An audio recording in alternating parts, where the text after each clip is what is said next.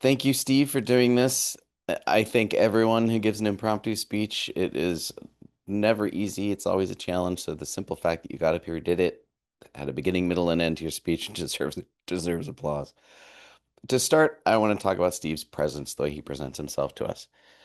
We don't often see this, but it looks like Steve is standing, and I'm pretty sure you are.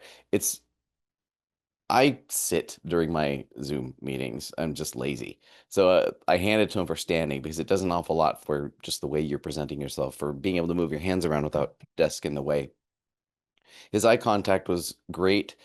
It felt like he was looking at us, even if he wasn't really looking right into the camera lens. And I think a part of that is his excitement about his topic really made him feel like he was speaking to us. That energy level carried throughout the speech. You didn't seem tired or sleepy at all, Steve, which is pretty great. Normally, if someone is kind of out of it, like I will taper off as I get closer to the end. The speech overall, whether Steve intended for this to be an inspirational speech, that is exactly what this is. And he did a number of things to convey this. The very first thing, this is small but very effective, is starting with two quotes from historical figures that we consider to be successful people. And I love this one. It got a little chuckle from me and got my attention right away. The I haven't failed, I've just found 10,000 ways that don't work. Second, Steve uses a personal example to illustrate his point.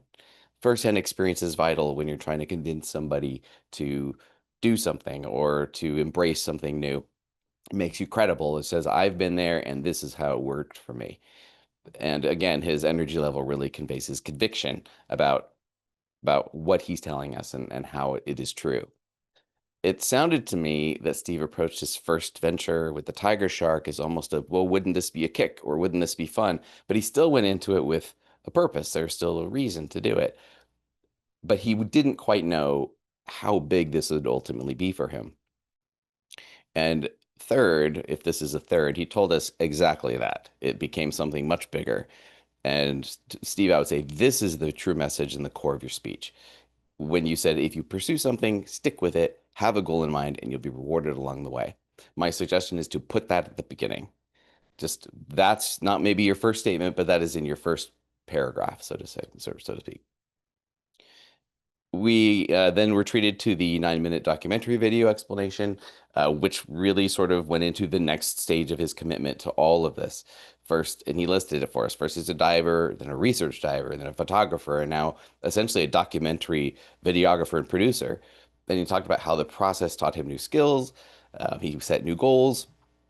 And all of this is lending itself to what he told us how if you just put your mind to it, you'll be rewarded. The speech did something that good inspirational speeches do, and that is it revealed a lot about the speaker without him telling us. So we learned that Steve takes on a task with a clear purpose. He never just futzes around. We learned that he commits and that he values audacious goals, and that when these things are met, he follows through with persistence and enthusiasm, which we got just from the speech. Where Steve can improve, like I said, put that statement at the beginning of the speech. When you're planning a speech, especially impromptu, you got to have that message clear and at the beginning. You can kind of wing it with your details as you go along. That can be your impromptu part, but have that message ready for us to receive. And I'm not sure if you did any bulleting, but you may want to bullet your main points just so you don't accidentally go left or right and just sort of stay on track. The last thing I recommend for myself, and that's to slow down when we're really excited about something, it can carry us away. We just start talking like we're at a cocktail party with a bunch of friends who want to hear what we have to say, but it is still a speech. So if you slow down a little bit, you can avoid the wells, ums, and likes that sort of find their way into regular conversation. Steve, you set a challenging goal for yourself tonight, and you absolutely reached it. I love the speech. You brought me in from the beginning. I really wanted to hear about that movie, so I'll probably follow up with you on that later. Thank you for that, and back to you, Diane.